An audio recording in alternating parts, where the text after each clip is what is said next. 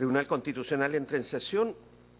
Vista conjunta de las causas roles 3.681 y 3.996, requerimientos de inaplicabilidad por inconstitucionalidad presentados por don Francisco Javier Pérez Eguert y don René Miguel Riveros Valderrama respecto del inciso primero del artículo 78 del Código de Procedimiento Penal y además respecto de los artículos 298, 299, 300, 303, 318, 319, 320, 321, 322, 323, 324, 325, 326, 327 y 328 del mismo código en el segundo caso. Tiene la palabra el relator don Rodrigo Pica. Gracias, señor presidente. En auto rol 3996, con fecha 23 de octubre de 2017, René Riveros Valderrama ha requerido la declaración de inaplicabilidad por inconstitucionalidad respecto de los artículos del Código de Procedimiento Penal a los cuales ya ha aludido el señor presidente, referidos todos al secreto del sumario, a la incomunicación y a la declaración del inculpado, por cuanto en su aplicación resultarían contrarios a las garantías del debido proceso y de la igualdad ante la ley. Atendida la extensión de la preceptiva impugnada, no será leída, se encuentra en una minuta escrita a disposición de los señores ministros. La gestión pendiente que se invoca es el proceso penal rol 2182 de 1998, seguido ante el ministro de la Corte de Apelaciones de Santiago, señor Mario Carroza, en la denominada Operación Cóndor, proceso en el cual el requirente se encuentra acusado con la causa en estado de plenario por los delitos de secuestro y homicidio calificado en calidad de autor.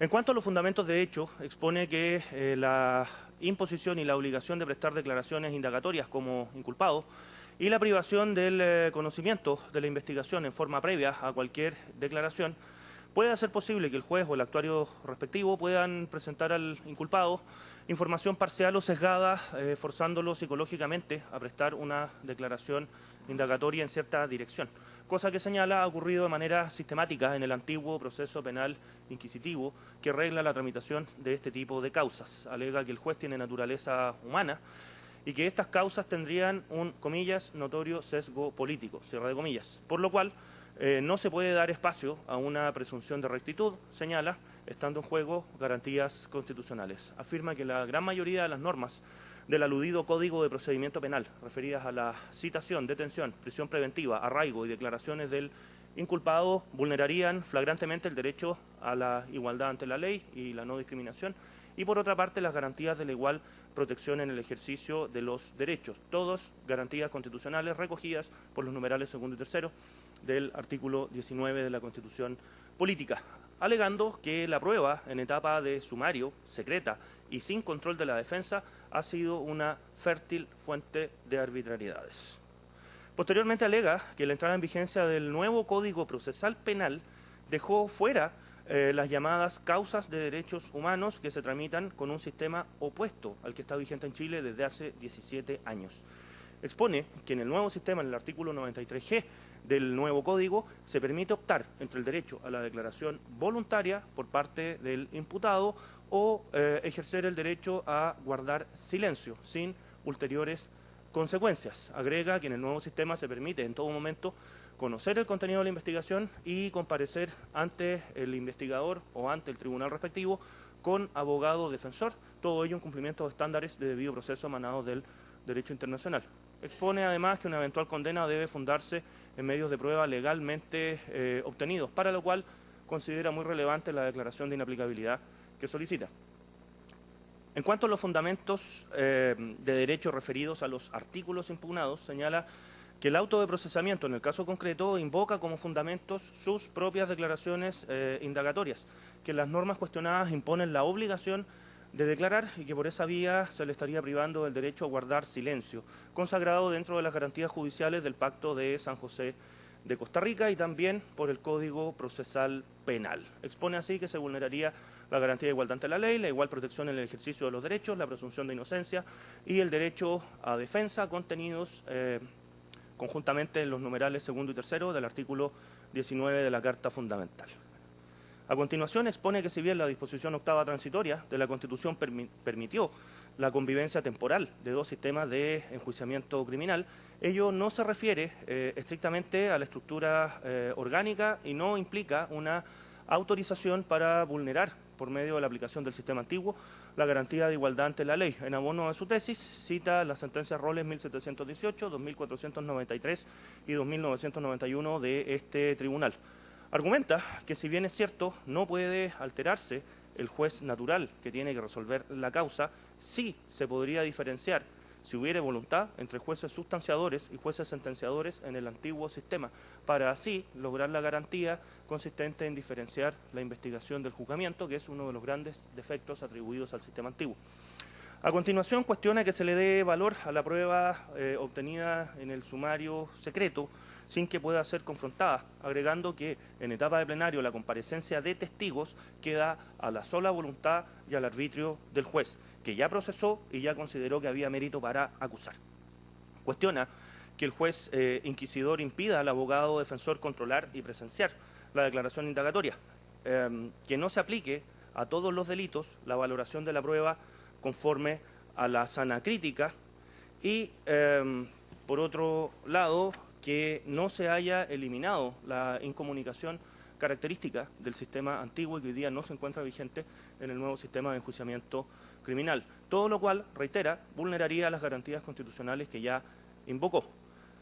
Agrega que en este tipo de causas se ha aplicado la reclusión domiciliaria en lugar de la prisión preventiva, lo cual demuestra que el sistema antiguo puede ser aplicado otorgando un estándar de garantía mínimo, a lo cual agrega que no debe olvidarse que el Estado de Chile se comprometió a adecuar su sistema procesal penal a los estándares de la Convención Americana de Derechos Humanos y que no existe razón constitucional para obligar al imputado a declarar, ni tampoco para privarlo de su derecho a guardar silencio, por lo cual dicho tratamiento legislativo es una diferencia arbitraria, agregando que el secreto del sumario hace ilusoria la posibilidad de ejercer el derecho a defensa al no poder conocer el contenido de la investigación.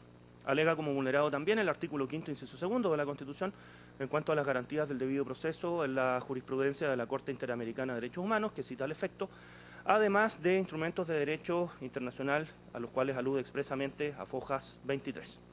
Con fecha 3 de noviembre, en votación dividida, la segunda sala de este tribunal acogió a tramitación el requerimiento, confirió traslado para resolver la admisibilidad. Tras oír alegatos, el requerimiento fue declarado admisible con fecha 4 de diciembre, corrijo, por la primera sala, en votación dividida, ordenándose la suspensión del procedimiento de la gestión invocada. Posteriormente se confirió traslado para resolver acerca del fondo del conflicto de constitucionalidad planteado. A Fojas 201, el programa de derechos humanos del Poder Ejecutivo, evacuó el traslado dando cuenta de los antecedentes de hecho de la gestión y de la función que cumplen las normas cuestionadas en el antiguo proceso penal. Expone que la inaplicabilidad es una vía inidónea para impugnar resoluciones judiciales, como reiteradamente lo ha sostenido esta magistratura en sede de admisibilidad, citando al efecto una serie de pronunciamientos emitidos por las salas de este tribunal que sostienen y reafirman dicho criterio. Por otra parte, en lo que dice relación con las normas referidas a la incomunicación del reo, expone que las mismas ya recibieron aplicación y que la vía pertinente para reclamar órdenes decretadas en supuesta infracción a derechos fundamentales es el recurso de amparo, citando al efecto la sentencia de la Corte de Apelaciones de Santiago, Rol 1463 del año 2015, referida al propio imputado, en la cual se declaró que si es puesto en libertad o se subsanan los defectos, el amparo puede ser acogido, más en el caso fue rechazado, aludiendo también que posteriormente hubo un desistimiento. En cuanto a las garantías del imputado dentro del proceso y el acceso de las víctimas a la justicia, se refiere a los elementos consignados como propios del debido proceso por la jurisprudencia de este tribunal, citando al efecto la sentencia Rol 478. El contenido del debido proceso sería así: el oportuno conocimiento de la acción, el debido emplazamiento, la bilateralidad de la audiencia, el derecho a la prueba, el derecho a impugnar lo resuelto ante un tribunal imparcial e idóneo y establecido con anterioridad por el legislador. Posteriormente agrega lo razonado en la sentencia 2986 por este tribunal, 986, en orden a que una perspectiva de derechos fundamentales del debido proceso se traduce no solamente en las garantías del imputado frente a la persecución penal, sino también en el derecho de las víctimas de un delito a acceder a la justicia para perseguir y sancionar a los culpables, transcribiendo un pasaje de dicha sentencia que señala expresamente que debe descartarse toda interpretación que lesione ese derecho a la persecución penal que es de titularidad del afectado por un delito. Por todo lo expuesto, solicita el rechazo del requerimiento con expresa condena en costas y acompaña además un conjunto de documentos referidos al recurso de amparo al cual aludió en su argumentación, a la libertad del requirente y a una solicitud de nulidad procesal de diversas actuaciones formuladas por la defensa, incidencia que fue rechazada por el Tribunal del Fondo. A foja 267, la abogada Paola Flores, en representación de la querellante Paulina Veloso Valenzuela, en calidad de víctima, evacuó el traslado conferido por el rechazo, solicitando el rechazo del mismo, por no existir violación alguna de la Constitución política. Expone que la participación criminal del requirente se encuentra acreditada no solo por sus propias declaraciones, sino por la declaración de otros agentes del Estado involucrados en los hechos. Y que por otra parte, en un escrito que obra en el proceso, su abogado afirma que efectivamente participó en la denominada Brigada Lautaro y que estuvo ocasionalmente en el cuartel Simón Bolívar, un centro de detención clandestino ilegal que según los propios inculpados era un lugar de exterminio. La defensa afirma que en la época de ocurrencia de los hechos el requirente no habría estado destinado ahí. ¿Por qué? Porque habría permanecido en la subdirección exterior de la DINA, lo cual señala, al evacuar el traslado, llama la atención en la medida que lo investigado es justamente una operación internacional de la DINA. A fojas 269 invoca un escrito de la defensa en el Tribunal del Fondo, en el cual se señala que la detención de Alexei Yacar, cónyuge de la querellante Veloso, se habría producido casualmente en Buenos Aires al detener a 2 ciudadanos argentinos y que producto de la tortura a esas 2 personas se abrió una línea de investigación que derivó en su detención. Expone que esa declaración espontánea, por escrito, en conocimiento del expediente y de su abogado, no puede ser calificatoria como una aplicación de las normas impugnadas que vulnere derechos fundamentales.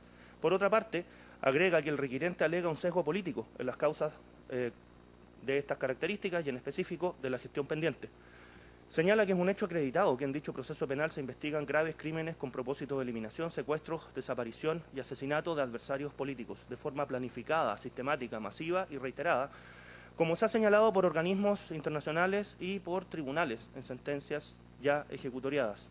Efectivamente fue una decisión política del gobierno de la época exterminar a personas que integraban partidos políticos opositores mediante secuestros y tortura, incluso en otros países. Sin duda, señala, las razones del exterminio de seres humanos en esa época eran políticas, más el procesamiento, la acusación fiscal, la investigación y el proceso penal a que se refiere la gestión pendiente se han fundado en estrictas razones de derecho y se han tramitado con estricto apego a la ley. Agrega que los inculpados transgredieron gravemente derechos humanos cometiendo crímenes de lesa humanidad, pero que a ellos sí se les han respetado todos sus derechos y que el requirente siempre ha tenido y ha podido ejercer el derecho a defensa, ha conocido en su totalidad el expediente, todos los procesados han podido recurrir ante la Corte de Apelaciones de Santiago en las resoluciones que son apelables. El requirente ha declarado libremente y además no se encuentra privado de libertad, agregando que en el nuevo sistema la gravedad y reiteración de los delitos por los cuales se le acusa probablemente no le permitirían estar en libertad en esta etapa procesal, atendida a la regulación de la prisión preventiva en el nuevo sistema de enjuiciamiento penal al cual, al parecer, aspira. Concluye que tras la detención del desaparecido Yacar en el año 1977, los amparos fallidos en la época, una querella criminal, persecución a los familiares de las víctimas, silencio y denegación de justicia. Tras 40 años, hoy es posible conocer una parte de la verdad al respecto. Y agrega que son los familiares de las víctimas los que han sufrido violación de sus derechos fundamentales, su derecho a la verdad, a la justicia y a encontrar los restos de sus familiares, y que la única finalidad del requerimiento es dilatar el proceso penal con la sola pretensión de extender el tiempo. Argumenta también que la preceptiva impugnada no tendrá aplicación ni resultará decisiva en lo que resta de la gestión pendiente, ya que la inaplicabilidad no puede tener efecto retroactivo, se impugnan normas referidas a la etapa de sumario y la causa actualmente se encuentra en etapa de plenario, por lo cual el requerimiento carece de fundamento plausible, impugna un sistema normativo completo, es improcedente, busca modificar un sistema procesal íntegro previsto por el legislador y agrega que no se indica con precisión ni fundamento suficiente cómo se producirían las infracciones a la Carta Fundamental que se alegan. Finalmente, señala Fojas 278 que no existe infracción a la Constitución, pues hubo conocimiento de sumario, abogado defensor, conocimiento de la prueba de cargo, negación expresa de su participación criminal, derecho al recurso respecto de las resoluciones apelables y que no ha habido vulneración de la presunción de inocencia, puesto que el requerente al día de hoy se mantiene en libertad a pesar de la gravedad de los hechos. Por todos los puestos solicita el rechazo del requerimiento con expresa condena en costas. A Fojas 280 comparecen las querellantes hermanas Stolman Pesa, hija del matrimonio de los mismos apellidos, por cuya desaparición son querellantes. Y también comparece Tatiana Yacard, hermana de la víctima ya aludida anteriormente, también querellante, y evacúan el traslado conferido, solicitando el rechazo del requerimiento con expresa y ejemplar condena en costas por no existir infracción alguna a la Constitución y a los derechos que se invocan, argumentando además que el requerimiento es una maniobra únicamente dilatoria que tiene por única finalidad dilatar el proceso. Exponen que la gestión invocada es el proceso penal por la Operación Cóndor, la causa se encuentra en estado plenario, el requerimiento no cumple con el estándar necesario al no explicar la forma en que se vulneraría la Constitución y agrega que se juzga uno de los capítulos más oscuros de la historia del continente. Una investigación en la cual se desvela que diversos gobiernos dictatoriales coordinaron una operación de terrorismo estatal transnacional. El requerente solo invoca los artículos cuestionados, argumenta, y los derechos que estarían infringidos. Sin mayor argumentación, no probando ni argumentando por qué existiría en específico lesión de derechos y cuestionando en realidad el sistema procesal penal aplicable a los procesos sobre graves violaciones a derechos humanos ocurridas en el Chile de los años 70. Agrega que la normativa impugnada ya recibió aplicación, agregando que varias de las normas que se cuestionan son incluso garantías para el propio imputado, citando al efecto el artículo 323 que impide toda forma de coacción e incluso la tortura. Agrega que hay otros preceptos que no han sido impugnados y que también establecen la fisonomía del sistema y caracteres del mismo en el mismo sentido que la normativa que se cuestiona. Cita al efecto, por ejemplo, los artículos 108, 110 y 111 del Código de Procedimiento Penal referidos a las facultades del juez instructor en etapa de sumario. Agrega que según el artículo 424 del Código de Procedimiento Penal, al dictar el auto acusatorio se deben fijar por parte del juez acusador los hechos y medios de prueba para poder dar por acreditados las imputaciones y que la participación además debe ser probada en el mismo campo y que recién ahí, al momento de acusar, se alude a la prueba obtenida en etapa de sumario. Agrega que la acción de inaplicabilidad debe rechazarse porque la normativa impugnada se ajusta a la Constitución y por otro lado porque también se ajusta a la Constitución juzgar crímenes de lesa humanidad, agregando que el proceso penal por la Operación Cóndor no es más que cumplimiento de lo ordenado al Estado de Chile en una sentencia condenatoria por la Corte Interamericana de Derechos Humanos, en el caso Almonacid Arellano. Por todo lo expuesto, solicita el rechazo del requerimiento con costas. A Fojas 312, el abogado Alberto Espinosa, por los querellantes Familia Velázquez, solicita también el rechazo del requerimiento, planteando que el tribunal sería incompetente para conocerlo, puesto que más que una inaplicabilidad se está en presencia de un cuestionamiento global al antiguo sistema de enjuiciamiento criminal que el juez del fondo está obligado a usar. Todo ello en base a cuestionamientos fundados en enunciados genéricos, abstractos, alega que no tienen consistencia jurídica ni especificidad suficiente, que se extienden de manera abstracta y genérica los argumentos que invoca el requerente a todos los declarantes e imputados a títulos completos del Código de Enjuiciamiento Penal antiguo, por lo cual el requerimiento carece de fundamento, el tribunal carece de competencia y el conflicto constitucional planteado es en realidad difuso e irreconocible. Expone que lo cuestionado es consecuencia directa del artículo 483 del Código Procesal Penal, es decir, de la entrada en vigencia del nuevo código y de la pervivencia del código antiguo para hechos acaecidos bajo su vigencia, lo cual tiene su fundamento en los artículos 77 y 8º transitorio de la propia Constitución Política.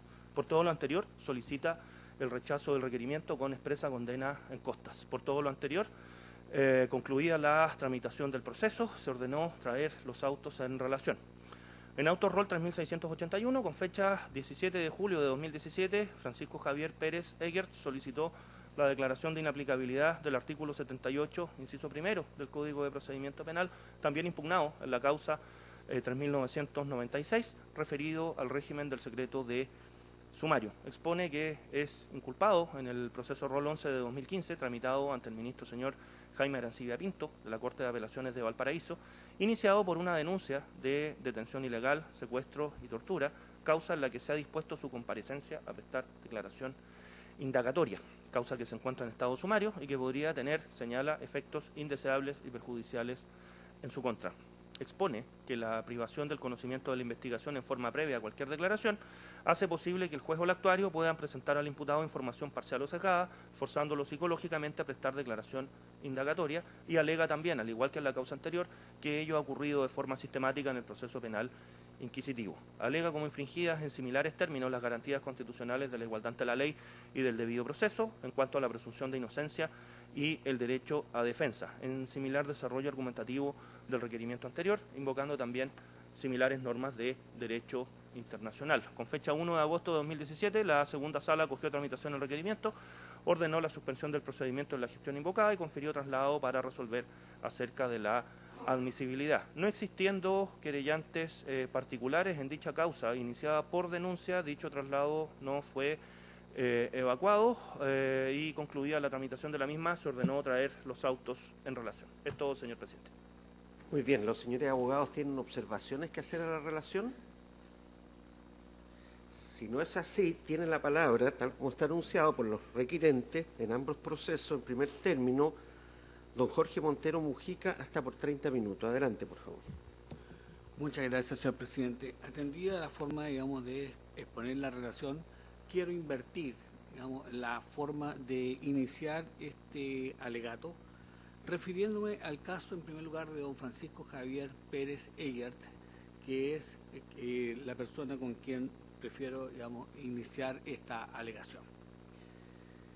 Tal como acabo de decirlo, su señoría excelentísima, lo represento al señor Pérez Egert para los efectos de solicitar que se declare inaplicable por inconstitucionalidad el artículo 79, inciso primero, en relación con la causa, digamos, 3681 o la causa 11-2015 que tramita el ministro don Jaime Arancibia Pinto en Valparaíso. Para circunstanciar los hechos, debo manifestar su señoría que en una causa como es la que acabo de citar, el ministro ha citado por intermedio de investigaciones al señor Pérez a prestar declaración indagatoria en condición de inculpado. En esas circunstancias me confirió el patrocinio y poder, conversé con el ministro, me confirmó que tenía la condición de inculpado y que lo necesitaba para prestar declaración. En ese contexto yo le dije que necesitaba primeramente conocer los antecedentes de la investigación previo a que mi cliente pudiese prestar la declaración de rigor. Y me planteó que no era posible porque el conocimiento, digamos, el sumario era secreto. Esa resolución fue apelada a la Corte de Apelaciones y la Corte confirmó, en virtud del mismo artículo 79, inciso primero, esta negativa. Esas circunstancias movieron a que se presentara este recurso de inaplicabilidad del artículo 79, inciso primero, ¿no es cierto?, porque a nuestro juicio esta es una disposición que vulnera básicamente el artículo 19, número 2 de la igualdad de la ley y el artículo 19, número 3 de la igual protección de la ley en ejercicio de los derechos de la persona. ¿Cómo es? Los aspectos, sería excelentísima, que ha referido la relación ya fueron señalados y quiero referirme más propiamente ya no a las circunstancias previas, sino que concretamente al hecho, cómo es que esta decisión vulnera la Constitución. Creo que eso es lo más esencial dentro de un alegato en este Tribunal Constitucional y por consecuencia me voy a abocar exactamente a ese punto. ¿Qué se entiende por lo que es la igualdad ante la ley? Es el factor, digamos, que a nosotros va a ser el primer valor para poder atacarlo. La ley debe ser aplicada, ¿no es cierto?, a todos aquellos que se encuentran en la misma situación, sin hacer discriminación de ninguna naturaleza. Eso es lo que ha resuelto básicamente este Tribunal Constitucional en numerosas sentencias dictadas en esa materia. Ni el legislador ni la autoridad, ¿no es cierto?, pueden hacer distinciones arbitrarias en relación con este tema. Es el caso, señoría, que esa, ¿no es cierto?, ha sido la situación que se ha vivido en el tribunal del ministro señor, digamos, del ministro de Valparaíso.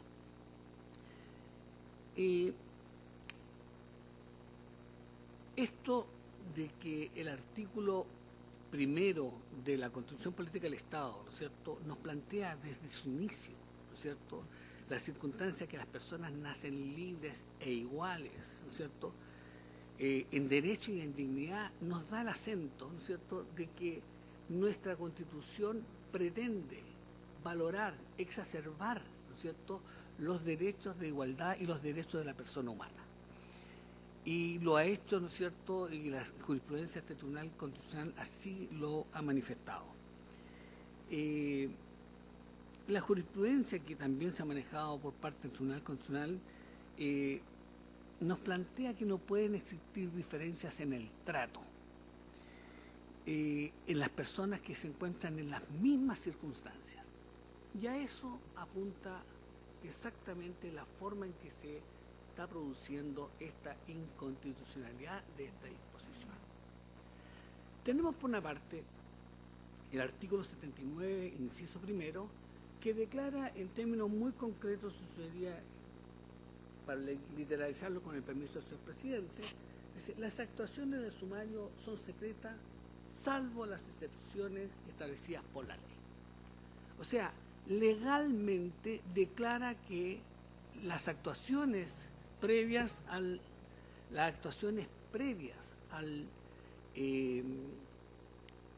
en la investigación de un hecho penal son todas secretas y le permite al juez, dentro de la discrecionalidad que desarrolla de su investigación, suspender, otorgar, quitar este secreto.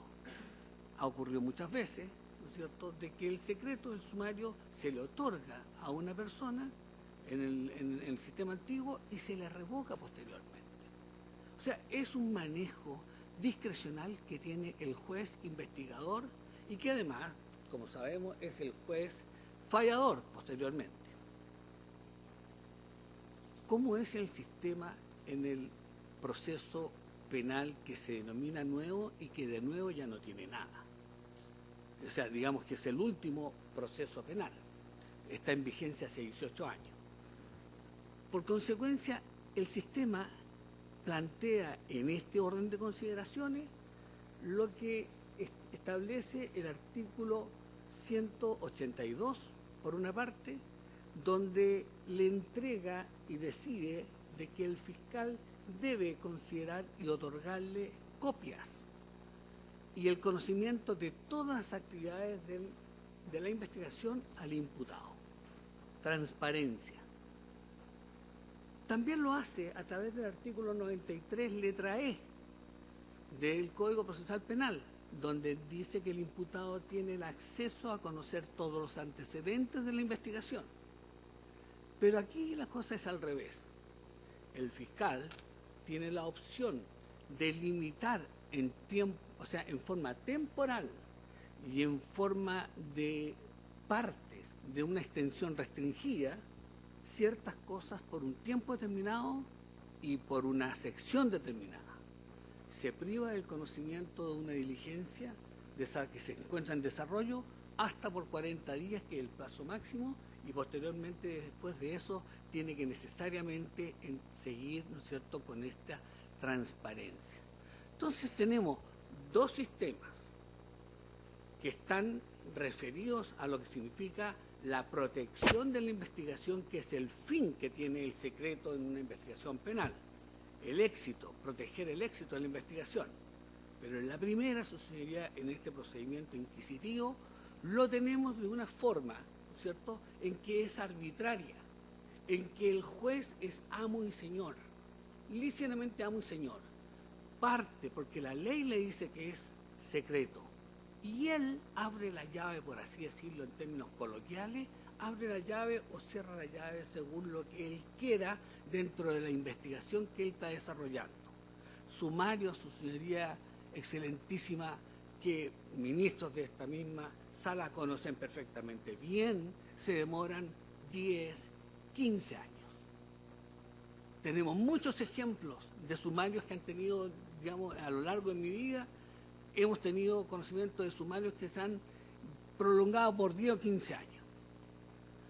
Probablemente la mayoría de esos casos, después de 4 o 5 años, han tenido conocimiento del sumario. Pero a esa altura ese juez ya tiene perfectamente definido, como lo reconoce el propio Código Procesal de Procedimiento Penal, la línea de la investigación y el objetivo que va a tener en adelante en la investigación. Eso vulnera ciertamente la igualdad ante la ley y ciertamente vulnera el debido proceso. Ahora bien,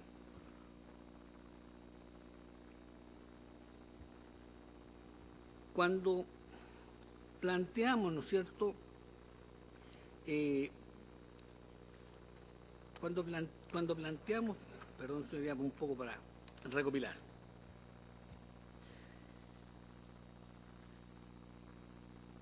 Se plantea, digamos, en este orden de consideraciones, la situación de que tenemos un sistema antiguo y tenemos un sistema nuevo, procesal, como que si fuesen cosas que fueran excluyentes. Es decir, desde el año 2000 se publicó un sistema procesal de carácter acusatorio y se mantuvo un sistema penal de carácter inquisitivo. Pero eso es tan así. La pregunta que uno se debe formular, ¿es tan así?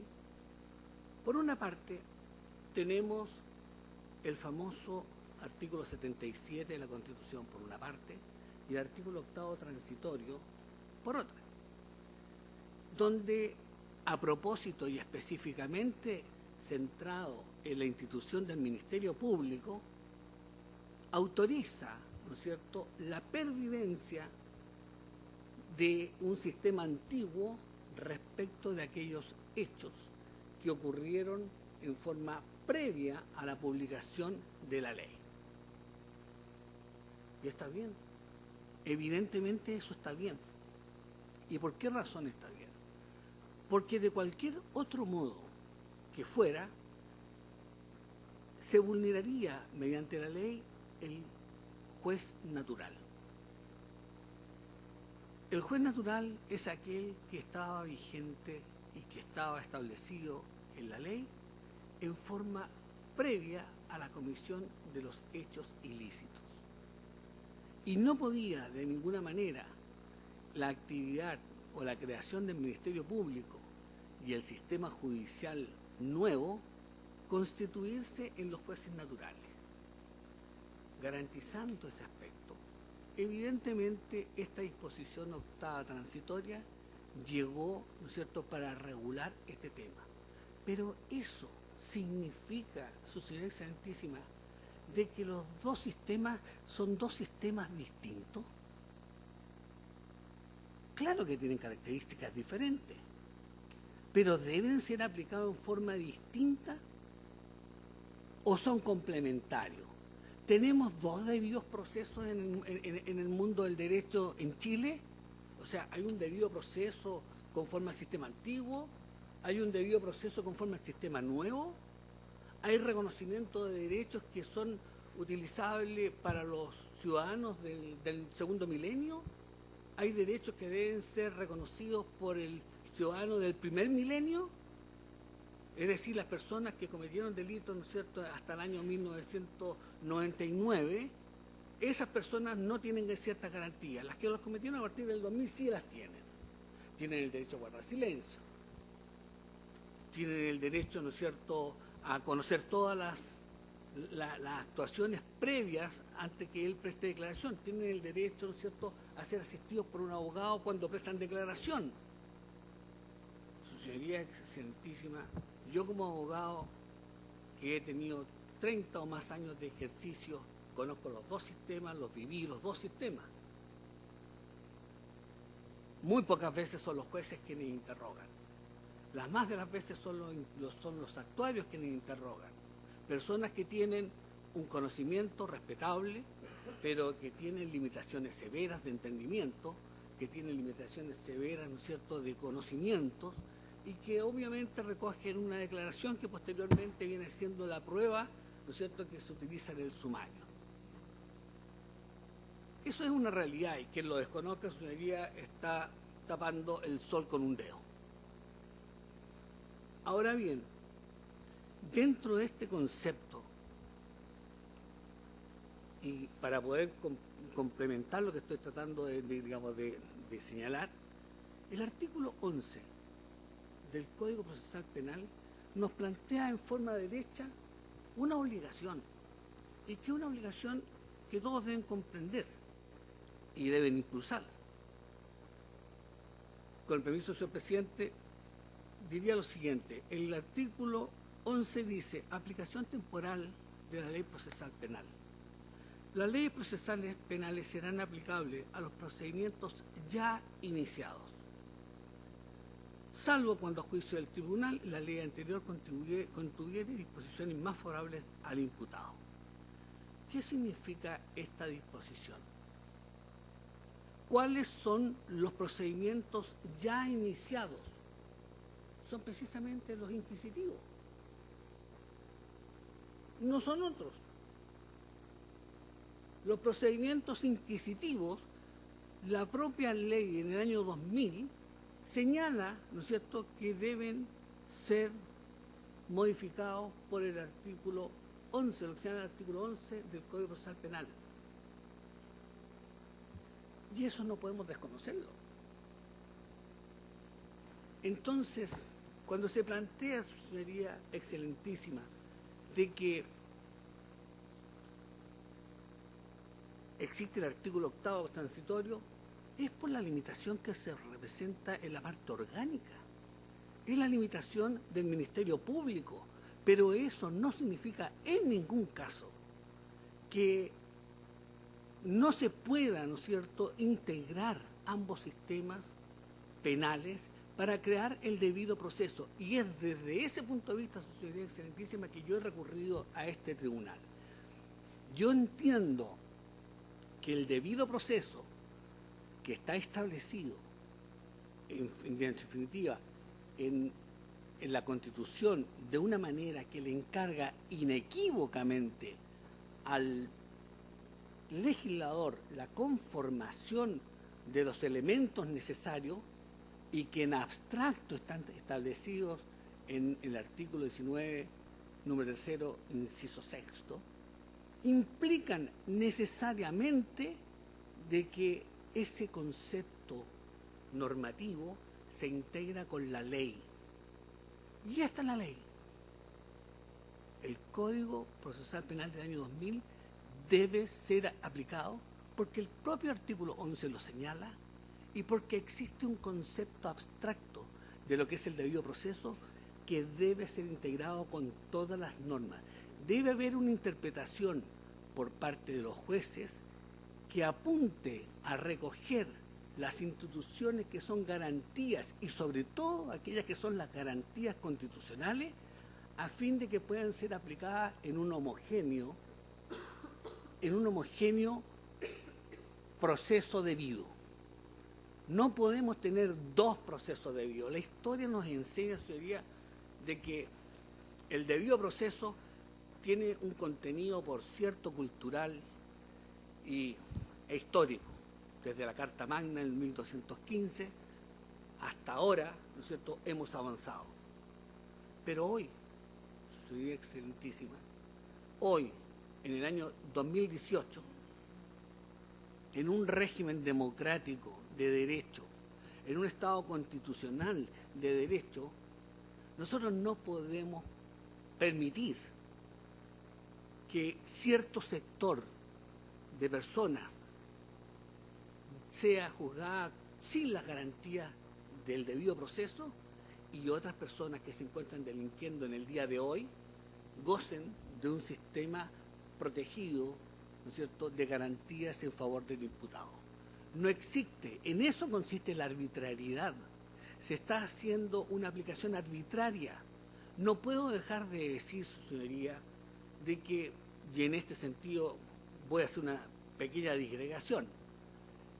Si analizamos, por ejemplo, los casos de los derechos humanos, que yo, digamos, por lo que escuché la relación, bien pocos se dedicaron a atacar el tema constitucional, sino que más bien a presentar la gravedad y ciertamente la importancia de la infracción a los derechos humanos.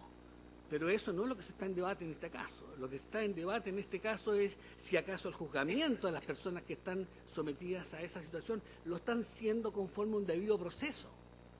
Ese es el punto que se está debatiendo aquí. No si fueron 5 muertos, que todo es lamentable. No si hubo, ¿no es cierto?, una operación internacional. Eso no es lo que se está discutiendo. Eso es el telón de fondo de esta situación. Pero no es lo importante. Aquí lo importante que se está debatiendo es si acaso existe un debido juzgamiento. Lo que yo planteo, su señoría excelentísima, es de que en este caso mi cliente está siendo sometido a un proceso en el cual se están infringiendo la Constitución. Y eso hace ilegítimo el proceso por el cual él está siendo procesado. Esa es la situación que a mí me preocupa y que veo que no se debate. Ahora bien, recuperando un poco, como dije, lo anterior,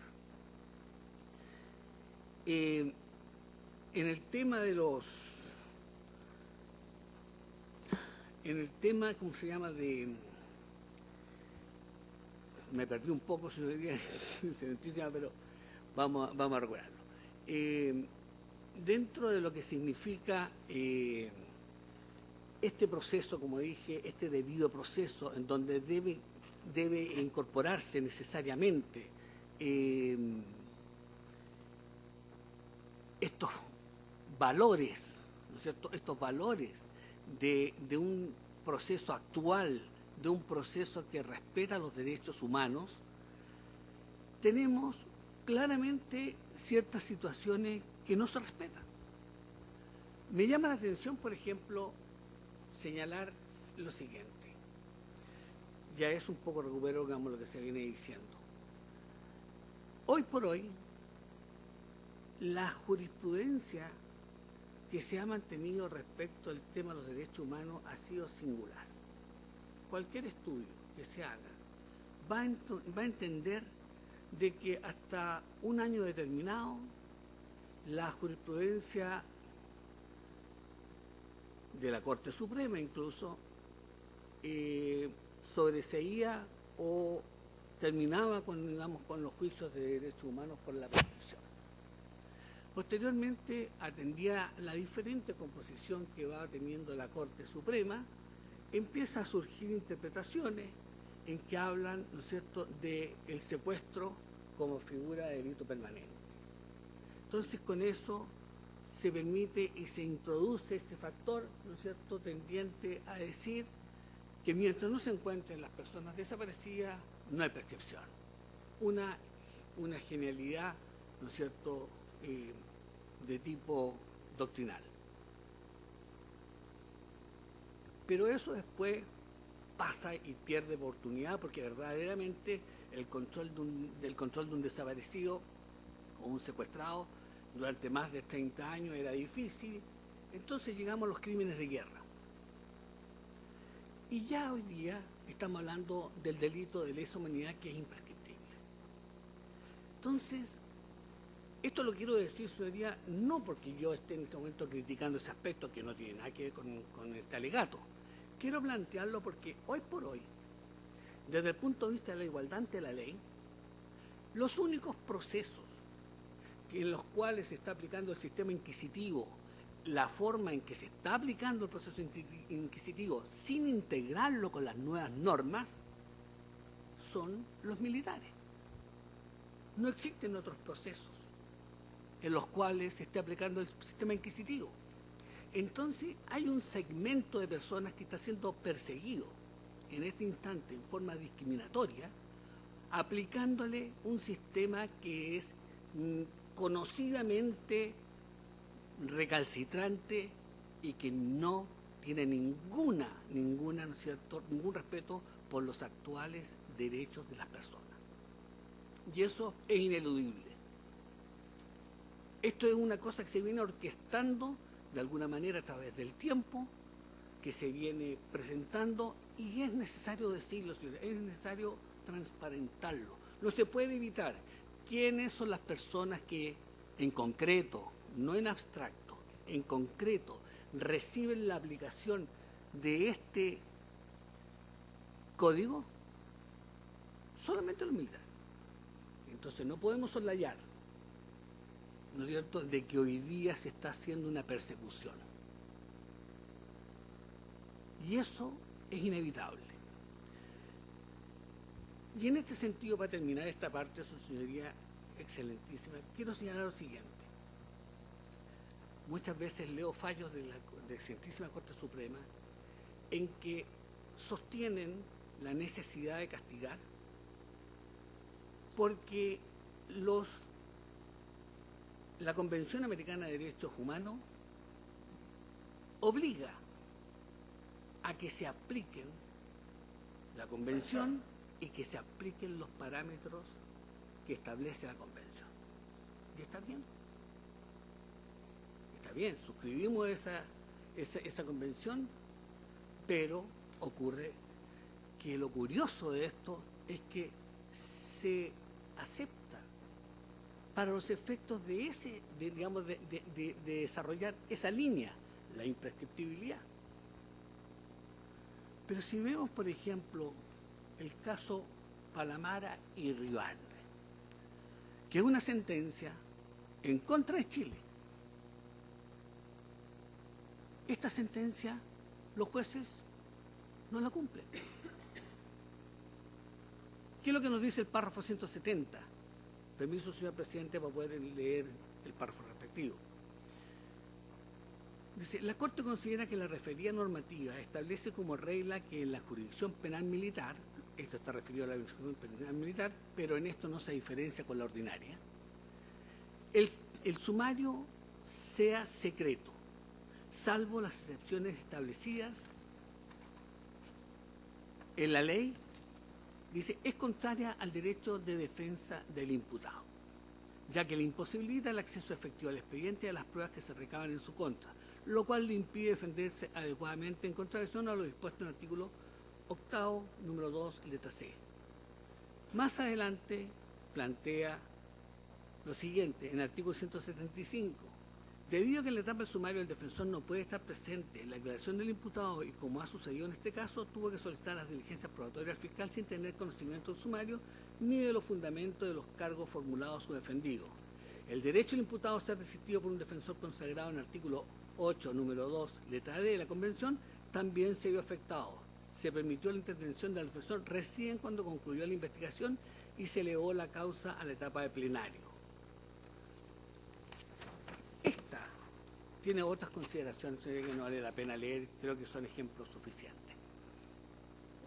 Esta, que es también una sentencia que debería obligar a los jueces chilenos a aplicar estas normas, estas no se aplican. Ninguno de los jueces, ninguno de los ministros investigadores de derechos humanos aplica esta norma. Pero sí, los mismos jueces aplican, ¿no es cierto?, los casos de sentencias en los cuales hablan de la imprescriptibilidad, ¿no es cierto?, de la acción penal. Entonces, ¿por qué la diferencia, su señoría excelentísima, en que en un caso la fuente es la misma, la Corte Interamericana, la recogen para poder mantener estas causas y en otros casos como este, ¿no es cierto?, no recogen esta jurisprudencia a la cual están obligados de recoger con el objeto de juzgar conforme a un sistema que desprotege completamente al imputado. Yo creo que eso tiene una connotación política. Esa es mi personal opinión, no la obligo, digamos, pero yo la expreso. Yo creo que eso tiene una connotación política. Mucha gente en la calle hoy día habla de venganza y no de justicia. Y estas cosas justifican eso. Estas cosas le dan piso a eso. Ahora bien, en el caso concreto que nos preocupa, su señoría excelentísima, mi cliente necesita prestar declaración porque fue citado, pero no lo va a hacer en tanto no conozca los antecedentes de la investigación. Y para eso es importante que este tribunal declare que es inaplicable por inconstitucionalidad, por infringir el debido proceso y porque afecta la igualdad ante la ley. Tal como lo dije hace un rato, la integración del sistema antiguo y el sistema nuevo es posible. Y no solamente es posible, es obligatorio. Donde no son incompatibles podrán tener las dificultades que tengan de interpretación, pero donde son compatibles es imposible que no sean aplicados en forma integrada. Este tribunal, en la sentencia 2991, ya lo advirtió. Advirtió que era natural, ¿no es cierto?, poder aplicar estas normas al sistema de las personas que están siendo juzgadas por hechos anteriores a la vigencia del Código Procesal Penal. Por consecuencia, su señoría excelentísima, solicito que, atendiendo estas alegaciones, se acoja la alegación efectuada en favor de don Francisco Javier Pérez Egert y se declare inaplicable por inconstitucionalidad el artículo 79, inciso primero, en la causa 11 del año 2015 de la causa del ministro Jaime Arancibia Pinto. Tal como están anunciados el orden de los alegatos por la querellante Programa de Derechos Humanos, a continuación del Ministerio de Justicia, tiene la palabra doña Paulina Zamorano Valenzuela, hasta por 15 minutos. Adelante.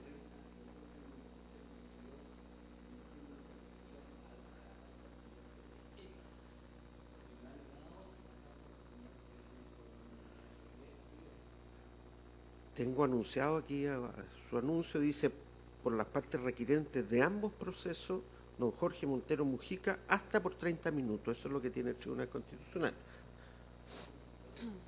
¿Perdón? Escritos alegando 30 minutos en cada cual. Secretario. Presidente, en cada caso. Secretario. Presidente, hay dos escritos de anuncio de alegatos. En atención a que es vista conjunta, se tuvo por anotado hasta por 30 minutos de conformidad con lo que dispone el auto acordado sobre vista de causa. Solo 30 minutos. Ahí está. Continuando entonces con los alegatos, tiene la palabra doña Paulina Zamorano Valenzuela, hasta por 15 minutos. Muchas gracias. Con la venia de su señoría excelentísima, comparezco en representación del Programa de Derechos Humanos, dependiente de la Subsecretaría de Derechos Humanos, solicitando su señoría excelentísima que rechace el requerimiento deducido por la defensa de René Riveros Valderrama en razón de los argumentos que expondré a continuación. En primer lugar, su señoría, es preciso señalar de que el requerimiento no señala de manera clara y precisa la forma en que un conjunto de normas del procedimiento penal vulneran, para el caso concreto, la Constitución. E indica, su señoría, de manera genérica garantías fundamentales como la igualdad ante la ley, como la presunción de inocencia, el derecho a la defensa, sin profundizar, insisto, en la forma en que dichas normas del Código de Procedimiento Penal vulneran, en el caso concreto, dichas garantías. Esto nos lleva a concluir, su señoría, de que estamos frente a un requerimiento que efectúa un reproche de carácter abstracto de la Constitución. Frente a un requerimiento, su señoría, que lo que busca es invalidar el sistema de procedimiento penal antiguo. En segundo lugar, su señoría, el requerimiento se dirige en contra de 3 grupos de normas contemplados en el Código de Procedimiento Penal, tal como lo aludió el señor relator. En primer lugar, nos encontramos con las normas que dicen relación con el secreto sumario, en segundo lugar, con las que dicen relación con las declaraciones que presta el inculpado en el procedimiento criminal, y en tercer lugar, con las normas que dicen relación con la incomunicación del reo. Todas estas normas, su señoría, ya se dieron aplicación en la gestión pendiente en virtud del cual incide el presente requerimiento. Además, son normas que no resultan decisivas para la gestión pendiente y además dice relación con normas procesales que tienen aplicación en la etapa de sumario, mientras que la gestión pendiente en la que incide el presente requerimiento se encuentra en etapa de plenario desde el 16 de febrero del año 2016, incluso próxima a dictarse una sentencia de primera instancia. Este excelentísimo tribunal, en la causa Rol 1327, señaló incluso de que rechazó más bien un recurso, una acción de inaplicabilidad, por cuanto se buscaba inaplicar normas de carácter procesal que se aplicaban o que tenían incidencia en la etapa de sumario, mientras que la gestión pendiente en dicho proceso se encontraba en etapa de plenario. Su señoría, en primer término, en torno al secreto de sumario que se encuentra contemplado en el artículo 78, inciso primero del Código de Procedimiento Penal, que fue señalado por el requirente, es preciso señalar, su señoría, que la defensa de René Riveros solicitó el conocimiento de sumario el 3 de septiembre del año 2016. Esto se encuentra a fojas 18.225 de la gestión pendiente, siendo concedida de manera inmediata por el ministro de Fuero a fojas 18.227. Por tanto, también se trata de una norma que ya se dio aplicación, se trata además de una norma en virtud del cual, su señoría, la misma defensa al solicitarlo ante el tribunal, ante la solicitud planteada al ministro de Fuero, esta fue otorgada de manera inmediata al momento en que se le notifica del auto de procesamiento dictado en contra de René Riveros. Este excelentísimo tribunal, en la causa Rol 3285, señaló y declaró constitucional la norma que contiene el secreto de sumario, señalando que más bien se trataría de un cuestionamiento al sistema general del procedimiento penal en su conjunto, lo cual además señala este excelentísimo tribunal que quedó resuelto en la disposición transitoria octava de la Constitución.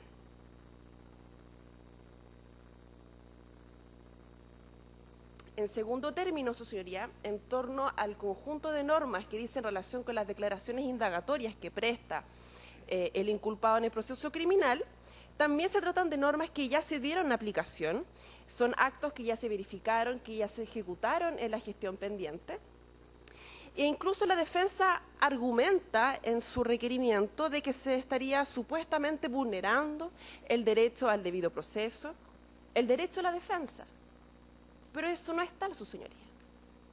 De hecho, cuando uno revisa las normas que señala el requirente, a modo simplemente de ejemplo, el artículo 320 del Código de Procedimiento Penal, que se refiere a que la declaración del culpado se tiene que prestar exhortado a decir verdad, el artículo 322 del Código de Procedimiento Penal, que se refiere a que el juez debe informar sobre los hechos de la causa cuando el inculpado va a declarar ante el tribunal, el artículo 323 del Código de Procedimiento Penal, que se refiere a que se prohíbe toda amenaza o coacción al momento en que el inculpado declara ante el tribunal, el artículo 327 del Código de Procedimiento Penal, que señala de que el inculpado puede guardar silencio.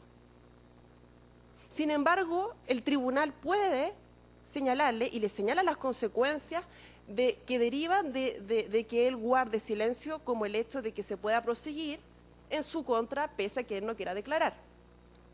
¿Por qué estas normas, su señoría, serían inconstitucionales para el caso concreto? No se explica en el requerimiento. ¿Por qué se afectarían las garantías procesales de presunción de inocencia, derecho a la defensa, el derecho a guardar silencio? Si cuando justamente uno revisa las declaraciones indagatorias que prestó el inculpado en la presente causa, uno puede verificar que efectivamente el ministro de primera instancia lo exhorta a decir verdad, le informa de los hechos de la causa, presta una declaración libre y espontánea, en ningún momento fue amenazado o coaccionado al momento que estaba declarando. E inclusive, su señoría, la defensa pudo realizar los descargos respectivos en el escrito de contestación de la acusación, escrito que se encuentra a fojas 21.573 de la gestión pendiente. ¿Se vulnera el derecho a un juez natural, tal como lo plantea la defensa? Claro que no, su señoría. Incluso cuando uno revisa, su señoría, el artículo 483 del Código Procesal Penal, se dispone que dicho código va a aplicar para los delitos que sean cometidos con posterioridad a la entrada en vigencia de dicho código. Vale además señalar, su señoría, de que el requerente tampoco eludió que el artículo 483 del Código Procesal Penal fuera inconstitucional. Es preciso informar a este excelentísimo tribunal de que la objeción a estas normas no es algo nuevo, no es nuevo. ¿Y por qué lo planteo?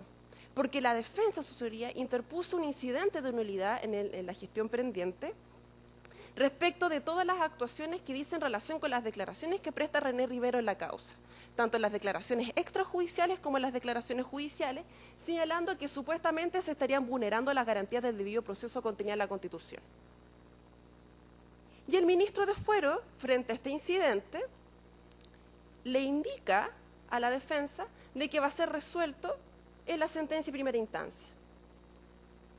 El requirente apela de dicha decisión, el ministro deniega la apelación por cuanto no existe un gravamen irreparable con la apelación, y la defensa de René Riveros entonces presenta un recurso de hecho, el cual fue rechazado por la primera sala de la Ilustrísima Corte de Apelaciones en la causa Rol 235 del año 2017. ¿Qué nos da muestra esto? Que el requerimiento no solamente tiene por objetivo impugnar normas que ya fueron aplicadas en el presente proceso pendiente, sino que además busca revisar decisiones judiciales que fueron dictadas conforme a derecho.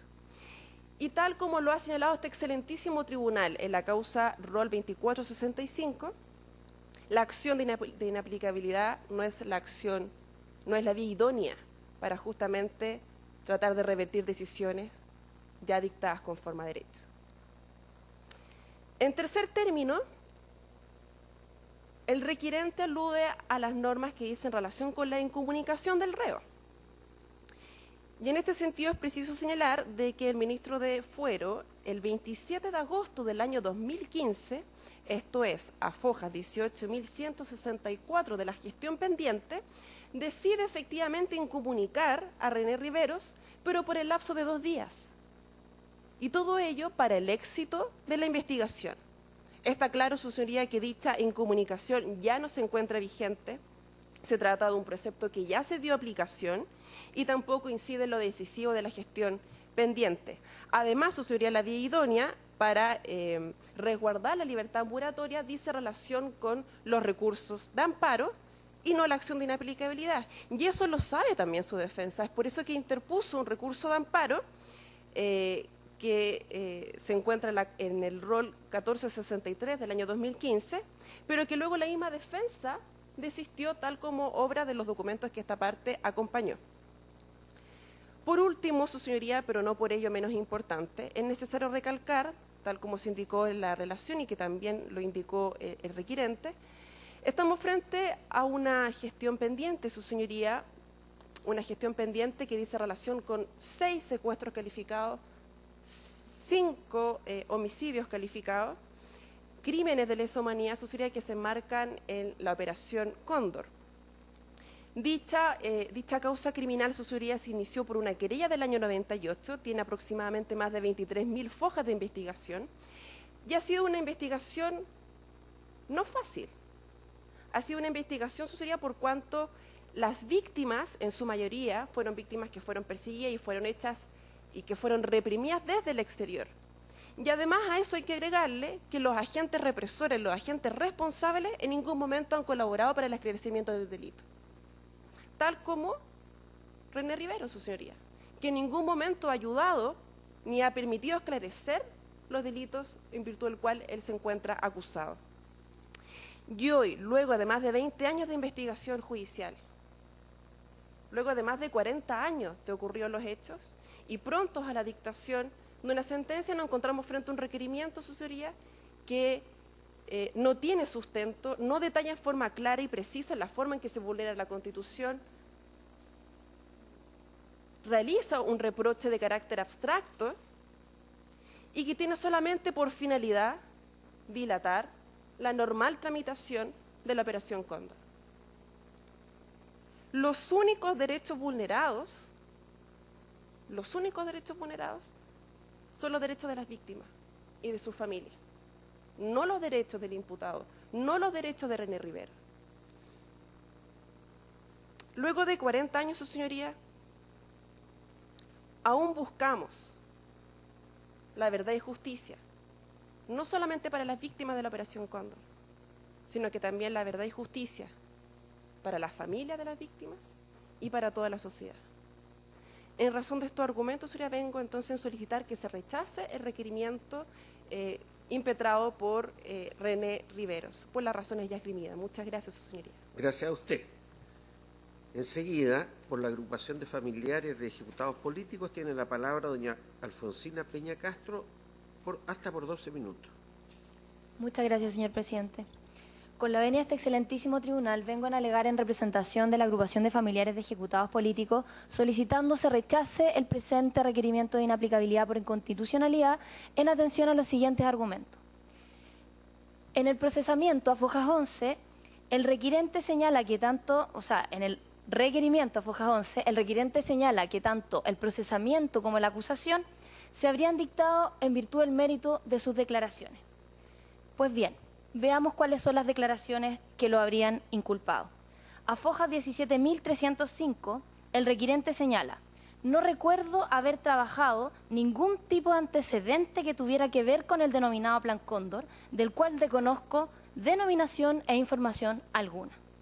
A fojas 18.010 señala: nunca escuché mencionar el nombre de las víctimas que se me menciona y nunca las vi. Quiero aclarar también que nunca escuché el nombre Operación Cóndor. A fojas 18.163 señala el requirente: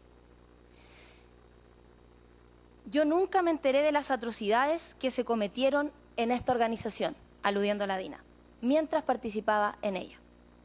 Y por último, a fojas 18.194 señala el requirente: las versiones que me señalan que para el mes de mayo del 77 me encontraba desempeñando en el cuartel Simón Bolívar son falsas. Es decir, como primer argumento podemos aclarar que las declaraciones en las que habrían incidido las normas que el requirente estima como inconstitucionales en nada contribuyeron a aclarar los hechos ni a establecer su eventual participación. Pues bien, ahora vamos a hacer algunos comentarios en torno a las normas que se han impugnado como inconstitucionales. Respecto al artículo 78 del Código de Procedimiento Penal, que prescribe que las actuaciones del sumario son secretas, salvo las excepciones legales, creemos que resulta necesario hacer una interpretación armónica de estas normas en conformidad a las otras normas que ha dispuesto el Código de Procedimiento Penal. En ese sentido, el artículo 80, inciso primero, establece un derecho para el inculpado, cual es el conocer los antecedentes que obran en el sumario cuando éste ha durado más de 40 días. Asimismo, el artículo 104 también establece este derecho para los restantes intervinientes. Por lo demás, entendemos que el secreto del sumario es una medida completamente transitoria y provisional y que el Código de Procedimiento Penal ha establecido las herramientas para los intervinientes en el artículo 79, por ejemplo, que permite el conocimiento específico de determinadas diligencias de la investigación. Por consiguiente, una interpretación armónica y sistemática de las normas aludidas nos llevaría a la necesaria conclusión de que si bien el legislador estableció la regla del secreto del sumario, también consagró herramientas a las partes para que éstas puedan llegar a conocerlo. Por lo demás, y tal como señaló anteriormente la colega, no resulta decisoria esta norma en la aplicación del caso concreto, toda vez que al requirente no se le negó el conocimiento del sumario.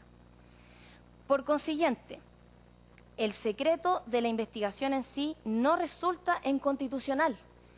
El secreto de la investigación es una herramienta operativa fundamental para la persecución de delitos que nuestro ordenamiento jurídico contempla en otras normas. Así la podemos revisar, por ejemplo, en el Código Procesal Penal, en los artículos 44 y 182 que autorizan el secreto de la investigación. También en el artículo 21 de la Ley 18.314 y los artículos 36, 37 y 38 de la Ley 20.000. Respecto a las normas que se refieren a la incomunicación del requirente, que serían los artículos 298, 299, 300 y 303, él se pregunta vagamente, en la página 15 de su requerimiento, ¿por qué no se elimina esta forma de incomunicación del sistema antiguo y se aplica la norma que establece el sistema penal nuevo? Pues bien, para responder a este interrogante creemos necesario señalar que el Código Procesal Penal, si bien no usa la expresión incomunicación, sí establece una semejante institución a esa, estableciendo la expresión prohibición o restricción de comunicaciones en el artículo 151 del Código Procesal Penal. Esta diferencia terminológica se fundamenta en la concepción y en la finalidad de las medidas que tenía el antiguo sistema procesal penal, que era inquisitivo y secreto, versus un sistema nuevo de procedimiento penal que es acusatorio y público. Sin embargo, independiente de la denominación que ocupemos en uno o en otro sistema, el fin es el mismo, y este es cautelar los objetivos del proceso. Y en ese sentido, la incomunicación, su señoría, se ha entendido que busca cautelar los objetivos del procedimiento y que solamente se va a decretar cuando sea indispensable para la averiguación y comprobación del delito, es decir, no es una regla general a aplicar en todos los casos. Ahora bien, de la argumentación del requirente podríamos preguntarnos qué es lo que busca señalar con esta impugnación de estas normas de la incomunicación. Es decir, estas normas referentes a la incomunicación, ¿resultan inconstitucionales por corresponder a apremios ilegítimos? Esa es la pregunta que deberíamos respondernos.